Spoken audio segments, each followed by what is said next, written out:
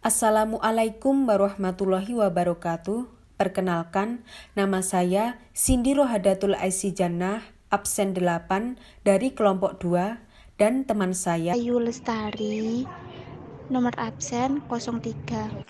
Nama Muhammad Diyaudin, absen 38. Di sini saya akan menjelaskan tentang cabang dan metode filsafat serta hubungan filsafat, ilmu pengetahuan, dan agama. Cabang filsafat menurut beberapa tokoh. 1. Menurut H. de Vos menggolongkan filsafat sebagai berikut. 1. Sebagai metafisika. 2. Ajaran tentang ilmu pengetahuan. 3. Filsafat alam. 4. Filsafat kebudayaan. 5. Filsafat sejarah. 6. Etika. 7. Estetika. Dan 8. Antropologi. Yang kedua, menurut Profesor Albuquerque Castel, membagi masalah filsafat menjadi 6, yaitu 1. Teologis, 2. Metafisika, 3. Epistemologi, 4. Etika, 5. Politik, dan 6. Sejarah. Dan yang ketiga, menurut Dr. Richard H. Popkin dan Dr. Avrum Astrol, yaitu 1. Etika, 2. Filsafat politik, 3. Metafisika, 4. Filsafat agama, 5. Teori pengetahuan, 6. Logika, 7. Kontemporari filosofi. Dan yang keempat, menurut Dr. M.J. Langeveld, yaitu 1. Lingkungan masalah keadaan atau metafisika manusia, alam, dan lain-lain. 2. Lingkungan masalah pengetahuan atau teori kebenaran, teori pengetahuan, dan logika. 3. Lingkungan masalah nilai atau teori nilai etika, estetika yang bernilai berdasarkan religi. Kesimpulannya, beberapa definisi di atas dapat dikatakan bahwa cabang-cabang filsafat terdiri dari 3 cabang besar dan cabang khusus. Adapun cabang filsafat yang besar meliputi cabang ontologi, cabang epistemologi, dan cabang aksiologi.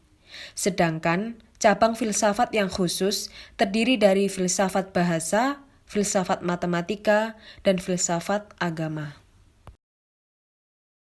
Cabang pokok filsafat ada 3, yaitu 1. Ontologi.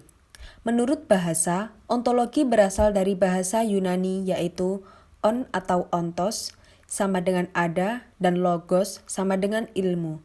Jadi, ontologi adalah ilmu tentang yang ada.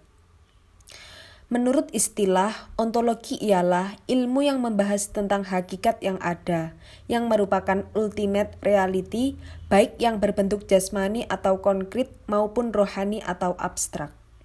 2. Epistemologi. Secara etimologi, istilah epistemologi berasal dari bahasa Yunani, atau yang disebut episteme, berarti pengetahuan, dan logos, yaitu teori. Istilah epistemologi ini diperkenalkan oleh filsuf dari barat. Epistemologi di dalam bahasa Inggris dikenal dengan istilah theory of knowledge.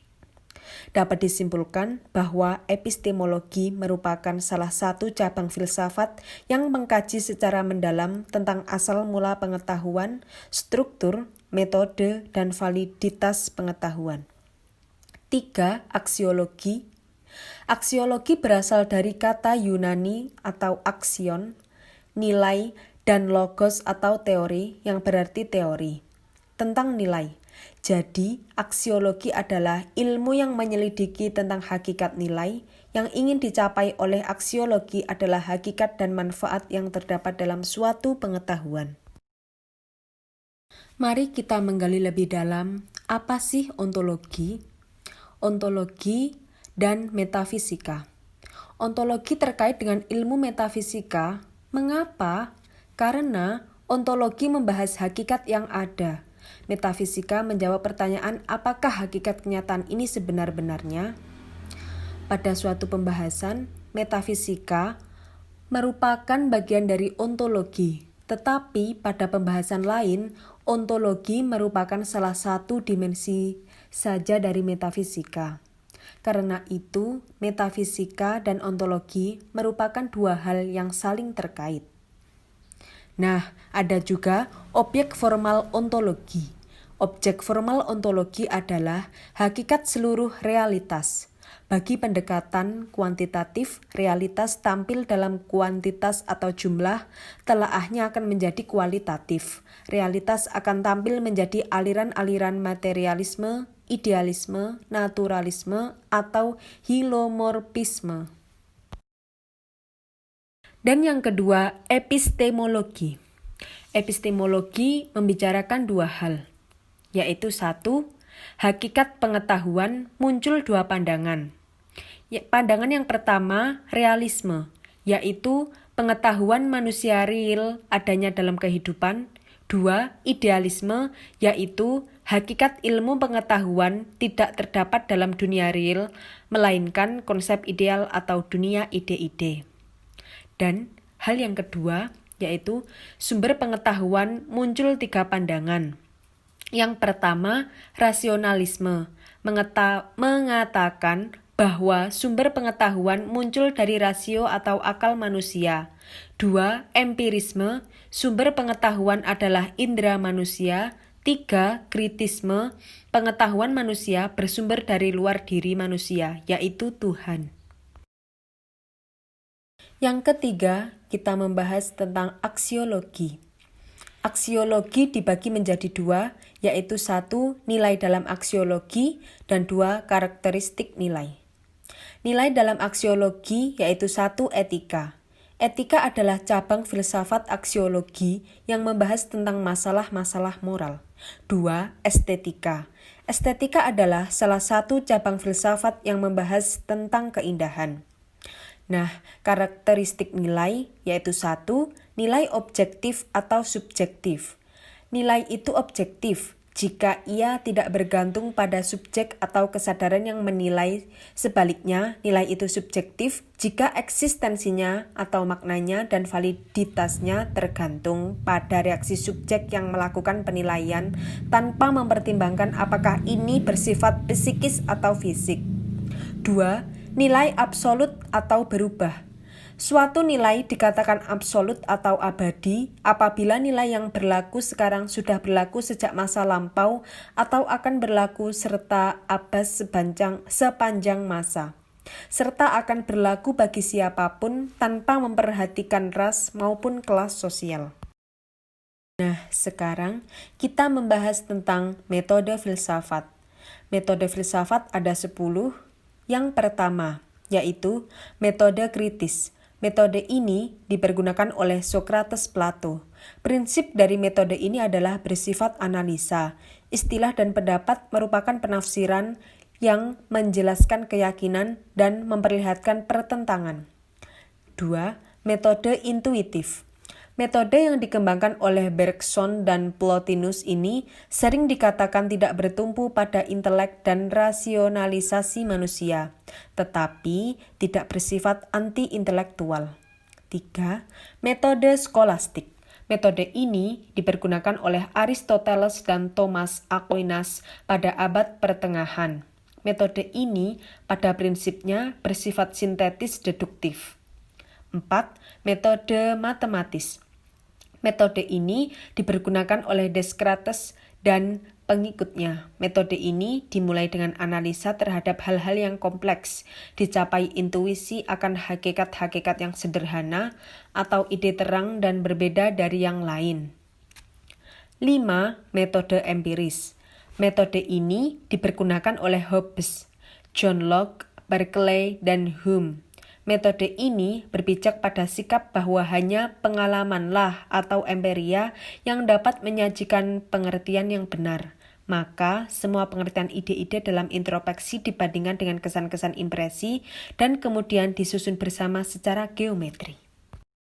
6. Metode transendental.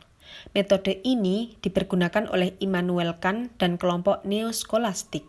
Metode ini pada dasarnya bertitik tolak dari tempat pengertian tertentu. 7. Metode dialektis. Metode ini dipergunakan oleh Hegel dan Karl Marx. Metode ini pada prinsipnya mengikuti dinamika pikiran atau alam sendiri. Menurut triadik, tesis, antitesis, sintesis dicapai hakikat kenyataan. 8. Metode fenomenologi. Metode ini dipergunakan oleh Edmund Husserl dan kelompok eksistensialisme.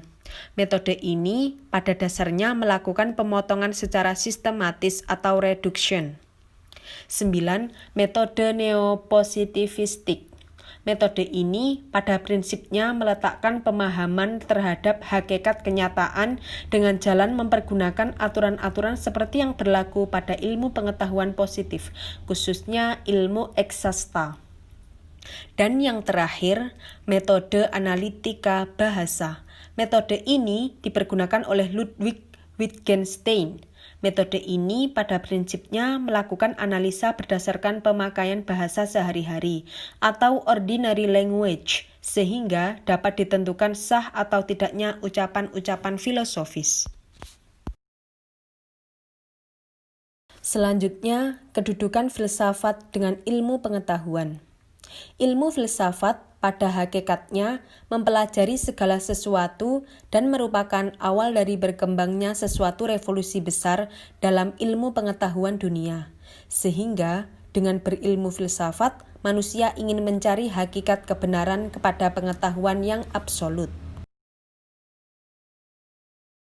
Nah, selanjutnya ada kedudukan filsafat dengan agama. Agama dan filsafat adalah dua pokok persoalan yang berbeda. Agama banyak berbicara tentang hubungan antara manusia dengan Yang Maha Kuasa. Dalam agama Samawi atau Yahudi, Nasrani, dan Islam, yang kuasa itu disebut Tuhan atau Allah. Sedangkan dalam agama Ardi, yang kuasa itu mempunyai sebutan yang bermacam-macam, antara lain Brahma, Wisnu, dan Siwa.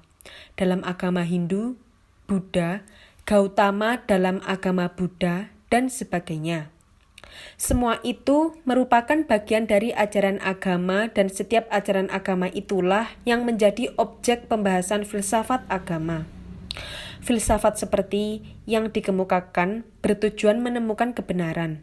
Jika kebenaran yang sebenarnya itu mempunyai ciri sistematis, jadilah ia kebenaran filsafat. Dan yang terakhir, saya akan menjelaskan tentang hubungan filsafat, ilmu pengetahuan, dan agama.